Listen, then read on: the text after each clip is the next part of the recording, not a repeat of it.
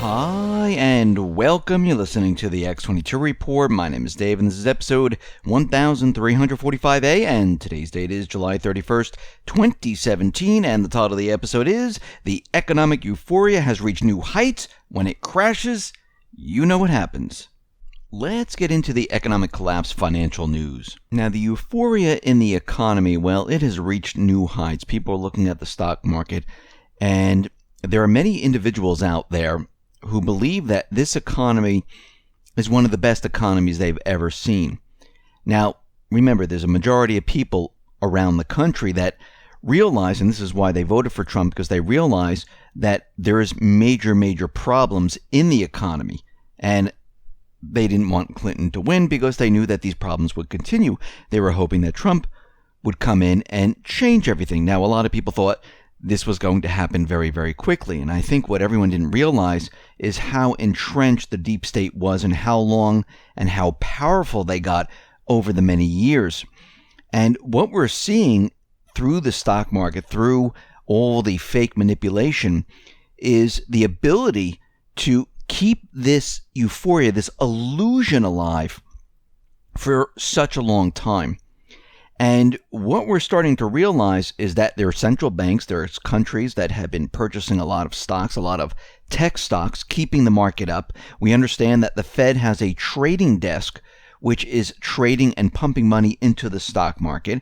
We understand that the numbers have been manipulated. They go back in time, they revise the numbers to make everything look fantastic back in time. And going forward, they take the numbers and they manipulate them to make it look like things are doing well. And something very interesting happened where I think a lot of people understand and realize that the internet, Facebook, Google, they have these advertisements where people click on them and these companies, they sell the advertisement, they make revenue from this. And a lot of companies use this, and this is their main way of bringing in revenue into the company. And this is how the entire company is evaluated, and this is how the stocks are continually moving up. And we know this for Facebook, we know this for Google, and some of the other companies like Instagram, Twitter, and many others. They're really not doing as well as everyone wants them. Everyone wants to believe that they're doing. But what's very interesting is that this marketing individual, Keith Weed, who's the head of marketing of Unilever, and he oversees a budget of about $8 billion per year. And what they're starting to realize is that a lot of these advertising clicks are not in fact coming from humans. About 60% are coming from bots. And people, are scratching their heads saying, well, why does this matter? Well, it does matter because they did a little experiment. And basically what has happened here is that Procter & Gamble, they decided, something, let's cut $100 million in digital marketing. And once they did this, they wanted to see if there was an impact on sales, impact on what has been happening with their product. And they cut this and they saw zero impact on their growth. It had no effect whatsoever. And they started to do more experiments to figure out what was going on here. And they whittled all this down and they started to realize that these clicks are not coming from humans. Now, this is going to be a major problem going forward because a lot of people looking at the tech stocks, Facebook, Instagram, YouTube, and many others, and they're going to say, well, wait a minute. Are these revenues real? Something's wrong here.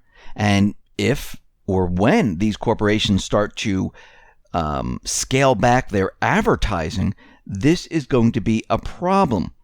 And we can see that it is already starting. And I'm not talking about the YouTube ad boycott. I'm talking about these corporations looking at Facebook, looking at Twitter, looking at Instagram and saying, well, wait a minute. What we're spending here, is it really worth it? And they're getting notice that it really isn't. And this is going to be a major problem going forward because at this point, if you remove 60% of these clicks, what they consider are bots, they're left with 40%.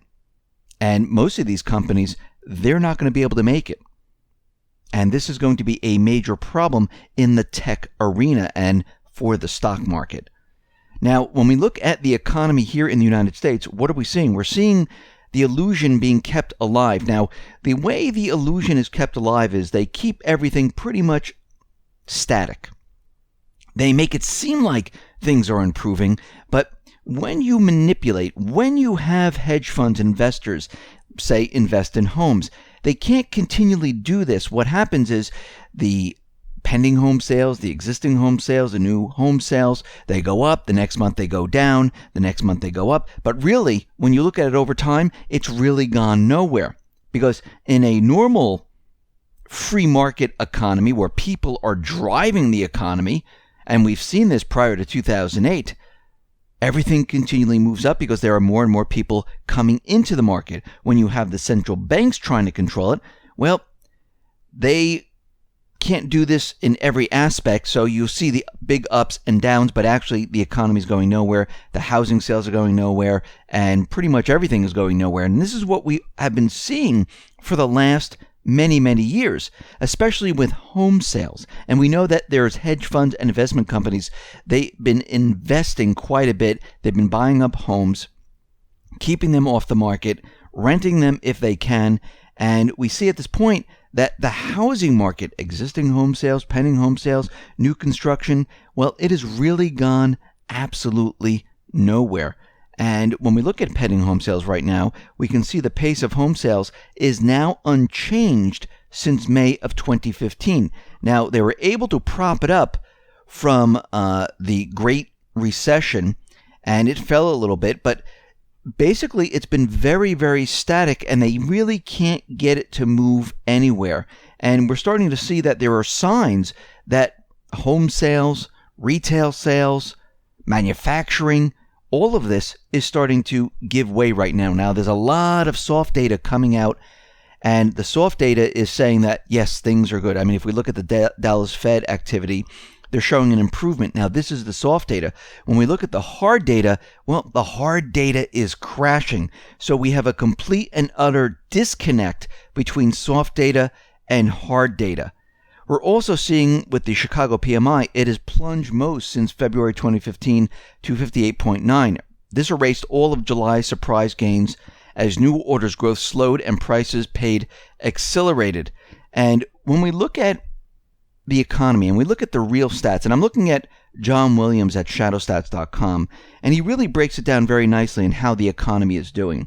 And if we take what the corporate media is telling us and we look at what he has been basically calculating, we can see there's a huge disconnect. Now, freight index is continued in a low-level non-expansion. It is down by 11.7% from its pre-recession peak.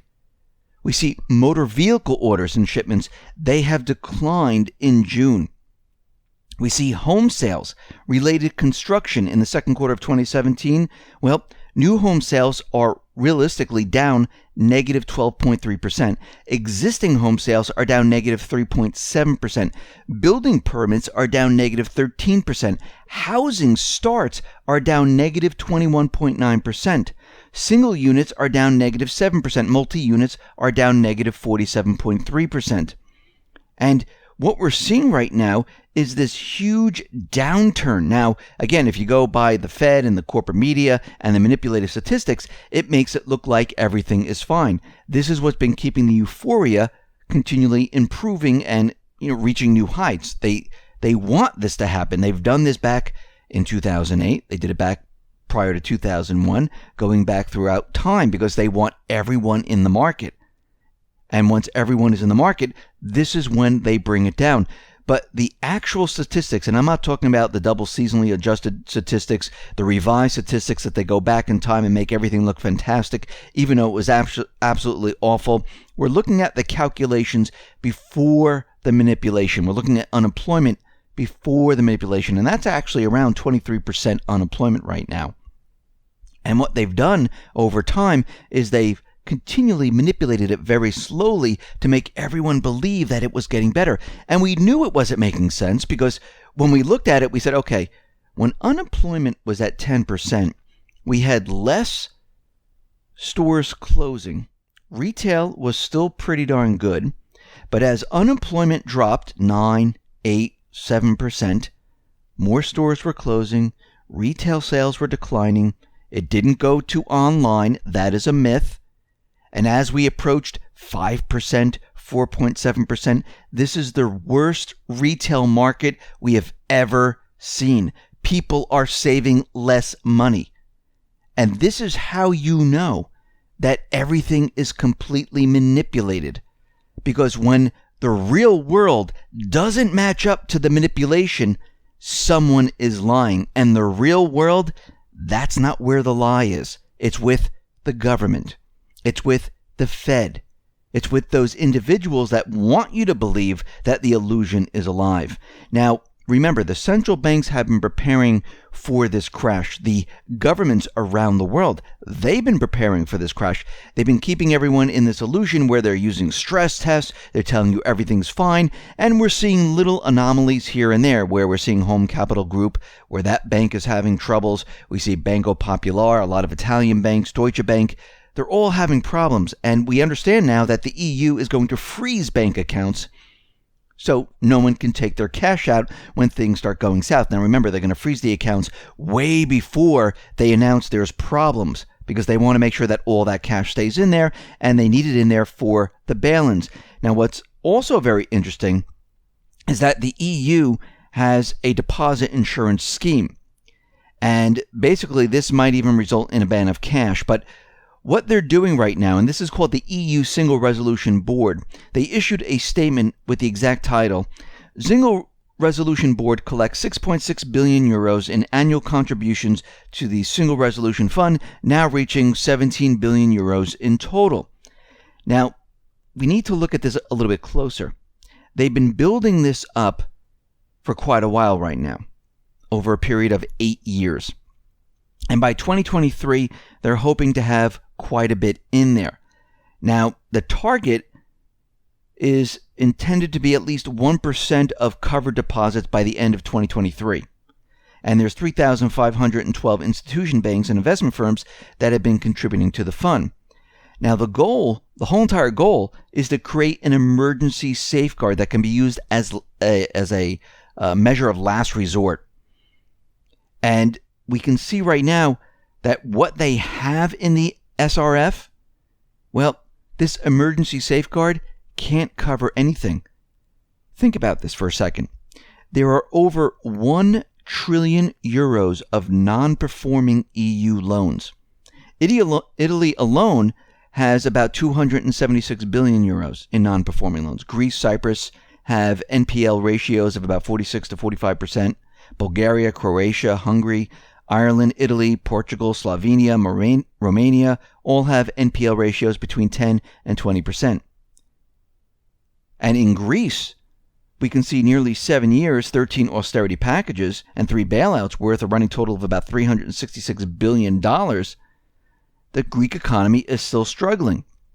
Now, even if the Single Resolution Fund, through its entire emergency fund of 17.4 billion euros at Greece, it wouldn't do a damn thing. It wouldn't save it. It wouldn't do anything. They don't have enough. Just like the FDIC, there is not enough. And this is why they're preparing to freeze accounts, to lock down the banks, and to do bail-ins. And people say, oh, what's the big deal? They can just continually print money. It's not going to be a problem whatsoever. They can raise the debt ceiling. Who cares? They've kept it going this long. They can keep it going much longer. Well, here's some interesting statistics here. U.S. federal spending is rising at a staggering $428 million per day. The U.S. federal tax revenue is only rising at $129 million per day. So the U.S. government at the federal level is spending about $300 million more per day than it is taking in via tax revenue. And let's not even talk about the interest on the debt. There's no way to keep this system alive unless the government continually borrows and borrows and borrows.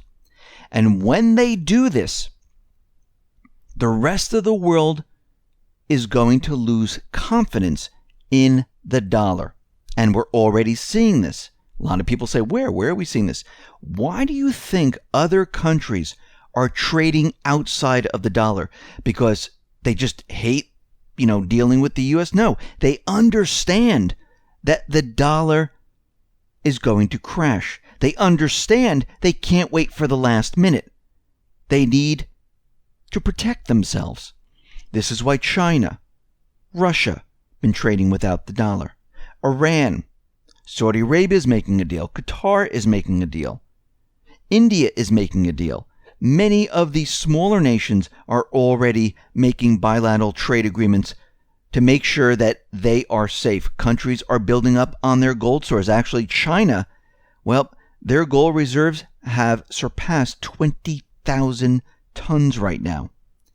All of this is being done because they understand and they realize that the dollar can only go so far before countries start to realize we are losing faith. Now, as the petrodollar collapses, which we are seeing happen right in front of our eyes, if you're paying attention, because we can see the Middle East, that is lost. These countries like Iraq, we went into Iraq, we went into Libya, we went into many of the other countries to make sure that these countries stayed on the dollar system, where countries would come in and pay using the dollars to purchase oil. Iraq is already working with Iran for a pipeline, and they're already becoming closer and closer to Iran, where eventually they're going to be supplying them with natural gas. They're going to have a pipeline coming through. They're going to pay Iran not using the U.S. dollar. These countries are going to sell their natural resources not using the U.S. dollar. It's already happening. And when this happens, more and more countries are going to lose faith. When you lose faith in a paper currency, it is a complete disaster. This is where we are headed. And really, it's around the corner. So this euphoria of this economy, which is based on fake data, based on a fake stock market, based on a gigantic illusion that they created, it's coming crashing down around all of us. And a lot of people are not going to be ready for this. And this is why we need to understand that when this does happen, even if it's for 2 weeks, let's take the best case scenario, that the system comes down, the market comes down, and it's 2, 3, maybe a month out. How do you think people are going to react if it's 30 days of jobs being lost, high inflation, the market continually dropping, and the value of the dollar decreasing? People are not going to be able to handle this, especially when they're coming off this euphoria. Because while everything is okay, people are happy. People feel confident, secure in everything that they're doing. And in a snap of a finger, where everything falls apart, their world completely changes. Their mood completely changes. Their outlook completely changes. And this is what's going to happen as we go into this collapse. And people's reactions, we really don't know what they're going to be like. Because think about it. Yes, it's easy to say, if I lose my job and I don't have income coming in, I can get by on my savings. I can get by on looking for another job. What happens when there are no other jobs? I remember back in the 70s, people had a very difficult time finding work in the beginning.